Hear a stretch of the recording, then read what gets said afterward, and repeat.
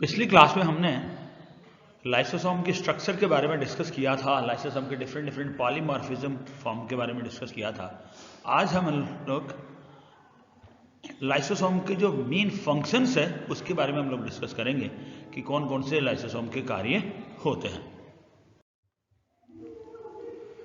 So lysosome is essentially a bag containing digestive enzymes. The enzymes may be released within the cells itself or outside the cell. तो basically क्या है, lysosome क्या है, एक bag है जिसमें क्या है, डाइजेस्टिव एंजाइम्स उपस्थित होते हैं और वो एंजाइम्स या तो सेल के अंदर ही रिलीज हो जाते हैं या सेल के बाहर की तरफ रिलीज होते हैं। ये क्या करता है, बेसिकली बहुत सारे फंक्शंस को कॉज करता है। पहला फंक्शन इसका एक्स्ट्रा सेलुलर डाइजेशन, दूसरा intracellular digestion, then hormone secretion, then fertilisation, then autolysis and after that chromosomal breaks. ये इन कार्यों को करता है। एक्स्ट्रा सेलुलर डाइजेशन हो गया, जैसे आपका बता दिया आपको, जैसे फर्टिलाइजेशन में भी ये इंपॉर्टेंट रोल प्ले करता है, ऑटोलाइसिस में भी इंपॉर्टेंट रोल प्ले करता है। अब ये किस प्रकार से करता है हम इसको आगे डिटेल में लेते हैं। तो सबसे पहली बात extra cellular digestion. So digestion of extra cellular matrix is a two-way process involving both extracellular and intracellular digestion. The primary lysosome secretes hydrolysis into the extracellular matrix by exocytosis, resulting in partial degradation of the matrix. The incomplete products of digestion are absorbed into the cells by endocytosis. Digestion is then complete in the secondary lysosome. Extracellular digestion takes place during bone erosion process. तो basically क्या हो रहा है ये कि ये जो extra cellular digestion है ये कहाँ हो रहा है, एक्स्ट्रा सेलुलर मैट्रिक्स का डाइजेशन हो रहा है बेसिकली, ठीक है। और ये दो वे प्रोसेस होता है, दो प्रकार से होता है, एक्स्ट्रा सेलुलर अथवा इंट्रा सेलुलर डाइजेशन, दोनों की तरह से। इसमें क्या होता है कि ये क्या करते हैं, प्राइमरी जो लाइसोसोम जो बना, प्राइमरी लाइसोसोम कैसे बना, आपके जो गोल्गी कॉम्प्लेक्स है उसकी जो सिस्टर्नी है उसके साइड से एक वेजिकल पिंच ऑफ हो गई, उससे प्राइमरी लाइसोसोम बन गए जिसमें कि हाइड्रोलाइटिक एंजाइम्स मौजूद होते हैं। तो ये क्या करते हैं, प्राइमरी जो लाइसोसोम होते हैं ये हाइड्रोलाइसिस को सिक्रीट करते हैं एक्स्ट्रा सेलुलर मैट्रिक्स में एक्सोसाइटोसिस के द्वारा, जिससे क्या होता है उस मैट्रिक्स का पार्शियल डाइजेशन हो जाता है, पार्शियल डिग्रेडेशन उसका हो जाता है। और जो इसका जो इनकम्प्लीट जो प्रोडक्ट होता है जो डाइजेशन का, जो कि डाइजेस्टेड नहीं हुआ होता है, वो क्या होता है एंडोसाइटोसिस के द्वारा ये अंदर एब्जॉर्ब हो जाता है सेल के द्वारा, सेल के अंदर, और फिर सेकेंडरी लाइसोसोम से ये जो एक्स्ट्रा जो मटेरियल होता है वो डाइजेस्ट हो जाता है सेकेंडरी लाइसोसोम से। सेकेंडरी लाइसोसोम उसके साथ फ्यूज अप होकर के और उसको डाइजेस्ट कर लेता है।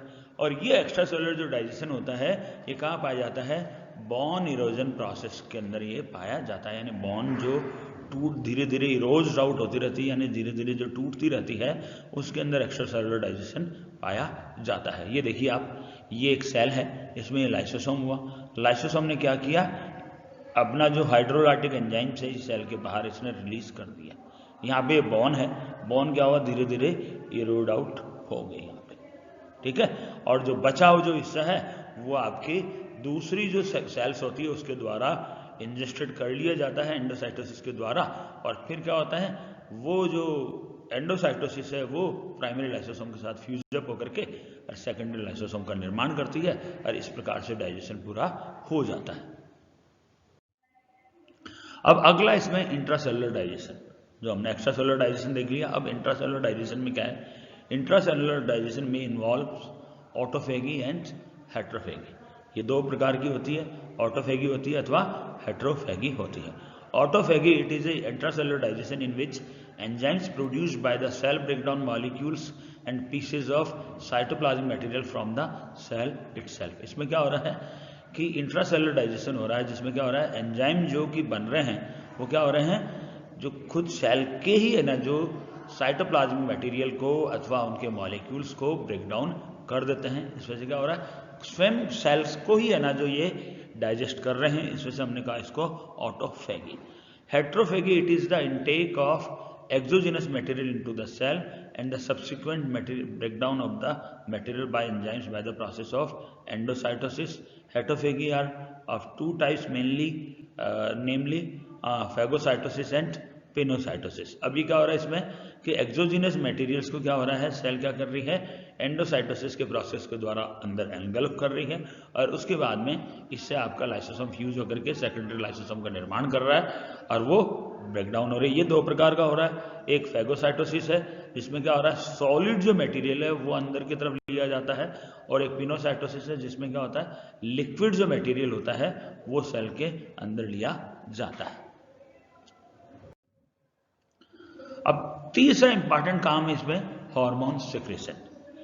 There are evidences that lysosomal hydrolysis are involved in the secretory activity of some cells. They function in modifying the products synthesized by the cell before secretion and also in the regulation of secretion. तो basically क्या हो रहा है, जो material जो release हो रहा है उसको क्या कर रहा है, मॉडिफाई का करने का काम कर रहे हैं लाइसोसोमल हाइड्रोलिसिस। ठीक है, सिक्रेटरी जो एक्टिविटी है उसको वो इंड्यूस कर रहे हैं। ठीक है ना, ये देखिए आप, जैसे यहाँ से आपका ट्रांस गोल्जी नेटवर्क से ये वेजिकल्स बनी और ये वेजिकल्स सिक्रेट आउट हो गई यहाँ पे, है ना।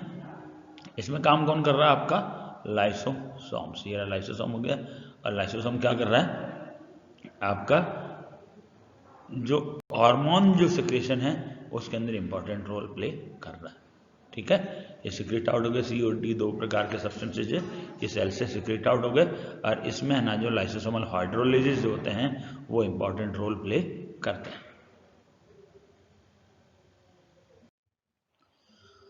अब अगला है फर्टिलाइजेशन।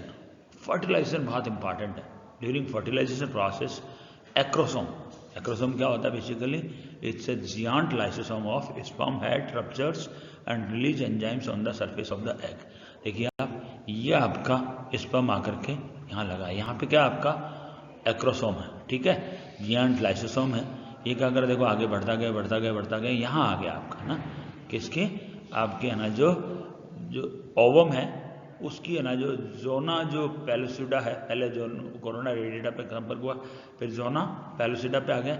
यहाँ पे क्या करता है ये, इसका जो एक्रोसोम होता है उसके अंदर जो हाइड्रोलिसिस एंजाइम होते हैं उनको ये रिलीज कर देता है, इस मेम्ब्रेन को क्या करता है, ये रप्चर कर देता है या होल कर देता है, जिससे क्या होता है, जो स्पर्म का जो न्यूक्लियस है, ये जो न्यूक्लियस है वो अंदर इसमें चला जाता है। ठीक है, इस एग में ये चला जाता है, कैसे, बाय एक्रोसोमल रिएक्शन द्वारा।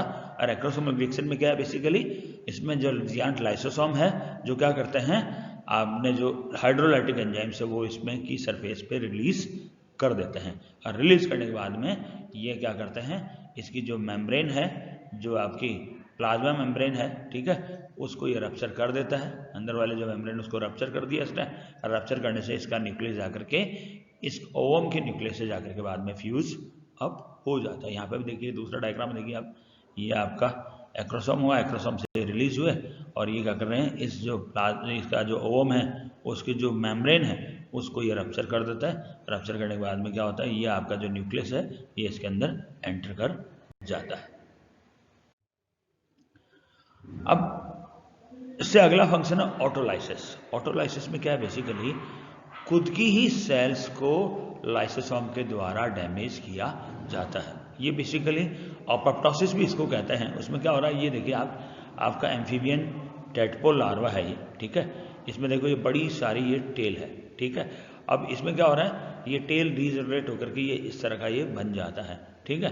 तो इसमें ऑटोलाइसिस के प्रोसेस के द्वारा क्या हो गया, आपका जो इसका जो एक्स्ट्रा जो पार्ट है वो डाइजेस्ट हो गया, किसके द्वारा, लाइसोसोम के द्वारा, और इस प्रोसेस को हम अपोप्टोसिस भी हम कहते हैं। और ये ऑटोलाइसिस जो होता है ये एम्फीबियन मेटामॉर्फोसिस अथवा इंसेक्ट के मेटामॉर्फोसिस में इंपॉर्टेंट रोल प्ले करता है। तो इंसेक्ट तथा एम्फीबियन के मेटामॉर्फोसिस में ऑटोलाइसिस होता है। अब अगला है क्रोमोसोमल ब्रेक्स। जैसा मैंने बताया था आपको कि है ना, जो लाइसोसोम में दो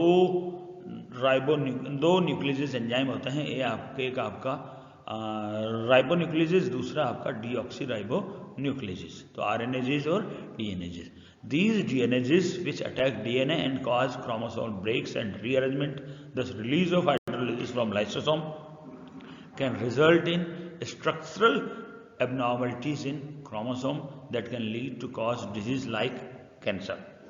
अब ये जो आपके लाइसोसोम होते हैं, इनमें क्या होता है, डीएनए जो एंजाइम होता है वो क्रोमोसोमल ब्रेक्स तथा रीअरेंजमेंट को के प्रोसेस को करता है, ठीक है।